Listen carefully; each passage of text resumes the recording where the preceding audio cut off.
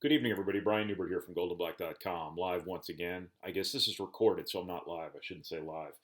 Here in the old home office where the magic happens. You're probably aware by now Purdue landed another 2022 commitment today for basketball. Jameel Brown from the Haverford School outside of Philadelphia. He's from North Philadelphia. Um, just committed to the Boilermakers tonight, very early, obviously. Just wanted to share a couple of thoughts on him real quick in this little, goldenblack.com simulcast, as we're calling them, to put on a variety of different platforms. This is brought to you by our friends at the Purdue Union Club Hotel. If you're looking for somewhere to stay next time you come to campus, if you're looking for somewhere to sleep tonight, often the position I find myself in, keep them in mind. Newly renovated, state of the art, just awesome. Keep in mind the Purdue Union Club Hotel, please. Jameel Brown, once again, commits to Purdue tonight. This actually occurred some time ago, I believe.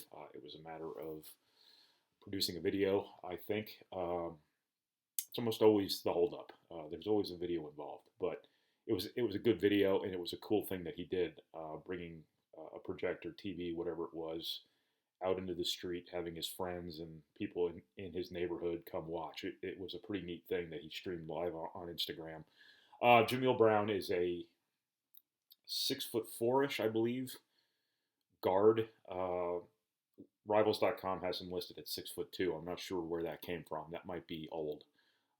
Everything I understand is he's 6'4". I've heard him compared favorably to Etuan Moore, kind of a bigger guard with a little bit of game to him, in the sense that he's a guy who can score for you, guy who can do a lot of different things for you with good size, good length, and the like. Hard to know from my perspective. I've never seen him play. I hate when I don't get to see guys play before they commit to Purdue, because then the day comes they commit to Purdue and I can't tell you what I've seen with my own two eyes. But that's the nature of the beast this year. College coaches didn't see any of these players either, so they've seen, obviously Purdue has seen what they need to see from Jameel Brown, as did the many other schools who recruited him. But generally, I'm saying across the country, there weren't a whole lot of opportunities to see players this summer. There weren't a whole lot of opportunities to see Jameel Brown last year either, because he hurt his wrist early on in the season. I think missed all but a couple of games. But what Purdue's getting in Jameel Brown is, again, a versatile big guard who can do a lot of different things. And I think, Purdue is combo guard crazy. They just are. I think Matt Painter loves combo guards. I think a lot of coaches in the country love combo guards because you like to have versatility, interchangeability, but you also like to have lots of multiple decision makers and ball handlers on the floor together. Anytime you can have multiple point guard type players on the floor together, that's a pretty nice luxury to have in terms of protecting the basketball. Things like that, being able to guard a lot of different positions. Jameel Brown is kind of like out of the Eric Hunter mold, where he's kind of like a two guard, but he can play point guard. He's got the skill set to do either. You look at what Etuan Moore was at Purdue. He was a straight up shooting guard, and then he gets to the NBA and he plays a lot of point guard. So that's what the sort of player I think Purdue is getting in Jameel Brown. I think that's also the sort of player they're getting in Fletcher Lawyer. I think he can play point guard at the next level too. There's going to be some barriers there, but these guys have time to kind of close that gap a little bit. And Purdue doesn't demand a whole lot of dribble drive type stuff from its point guard position. They require decision making. They require being a reasonably good ball handler. They covet decision making and taking care of the basketball and making the right basketball plays more than anything. So when you have a guy who can be a scorer, who can go out there and do that for you and provide more scoring and more shooting, but also provide you all of the offensive lubricant type stuff that you want from your ball handlers and decision makers, all the better. And I think that's kind of what Purdue sees in both Fletcher Lawyer and Jameel Brown. But I think Brown specifically is probably more of a two or a wing who can fill in at some one, probably play all three positions. truth be told, and that kind of versatility is really valuable. He's a good shooter from everything I understand, but he's got some game to him too. He's good off the dribble. He's crafty, kind of things like that. So is Fletcher Lawyer. They're picking up a lot of offensive savvy in this class thus far, based on what I understand about Jameel Brown. Again, I have not seen him play. There's not a whole lot of video of him out there for obvious reasons. He didn't play this summer, nor did anyone else really, in any high-level events anyway, and he missed a lot of his sophomore year due to the injury. Purdue's off to a great start here, and when I say they're off to a great start, 2 commitments toward what could be a 4-man class is not just a start anymore.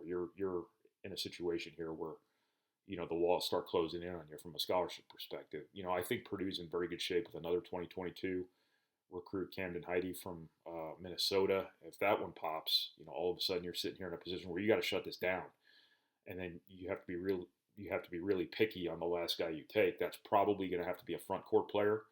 Purdue's going to have to get some size in this class too, because anytime your class is this big, if this gets to 4 or 5 players, anytime your class is that big, and again, the fly in the ointment here is whether or not any seniors want to come back. The oversigning thing, because of the transfer reform coming, is a real kind of fly in the ointment here too. So the scholarship numbers are going to move around, probably. I'm going with 4 because that's what Purdue has available on paper. If this gets to 4 and you hit 3 here, should things happen the way they might, you have to shut this down for a while, because anytime you have a big class like this, you need a little bit of everything. And right now Purdue doesn't have a big guy. The next guy who I think would be a possibility for early commitment for Purdue is more of a wing, more of a kind of a combo forward type of guy in Camden Heide, should that materialize.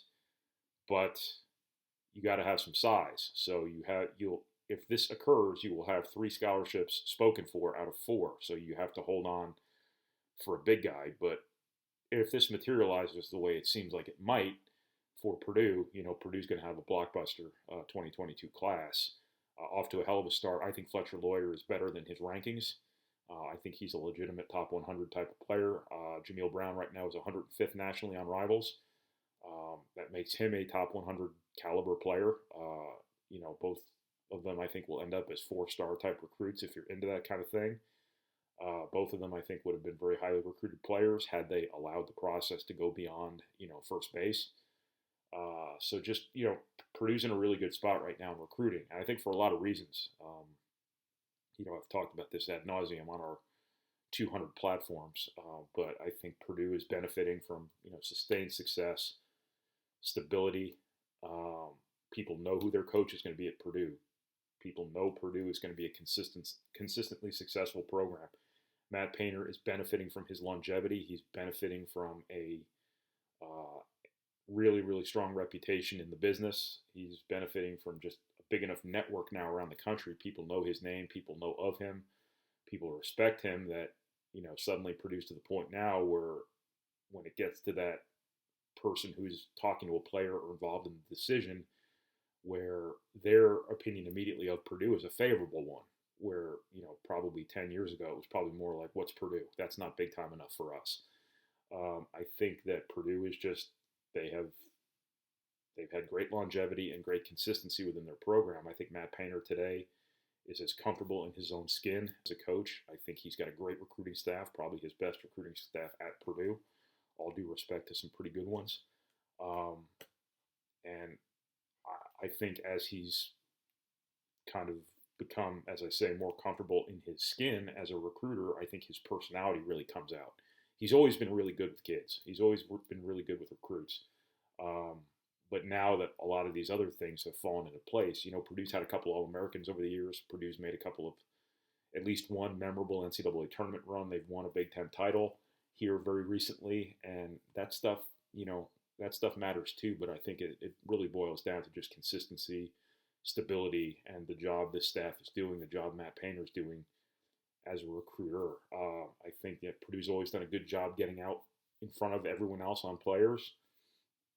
Because they put a lot of work into it. And I think now Purdue's got enough cachet in recruiting that coming strong initially is increasingly enough to get a kid to decide right away. And I think this 2022 class is more inclined to decide early too, because you have a situation brewing where transfers could be all over the place, taking up scholarships. Seniors could be coming back starting in 2022, taking up the scholarships that have already been offered to these high school juniors. So some of these guys might have some real impetus to want to decide right away. But this is also the continuation of a Purdue trend. Jaden Ivey committed before the process even started. Ethan Morton committed to Purdue before he could have gone into the official visit phase with his recruitment, had a national offer list. This has been, obviously Caleb First back in March committed long before he had to. This has been a trend here lately where prospects are identifying Purdue much earlier as, hey, that's what I want, and they are jumping at it, and that speaks volumes about the strength of Purdue's program and the job that the coaches are doing, driving it. So that's what I got from the commitment of Jameel Brown, the 4-star recruit from Haverford School outside of Philadelphia. He's actually from North Philadelphia, so he's not from Haverford or anything like that. So anyway, that's what I got. This has been your goldenblack.com, I guess, simulcast. It's been brought to you by our friends at the Purdue Union Club Hotel. Once again, if you're looking for a place to stay next time you come to campus, or you're just looking for somewhere to sleep tonight, like I very often am, please keep them in mind. PurdueUnionClubHotel.com. Thanks a lot, everybody. We'll talk to you again very soon.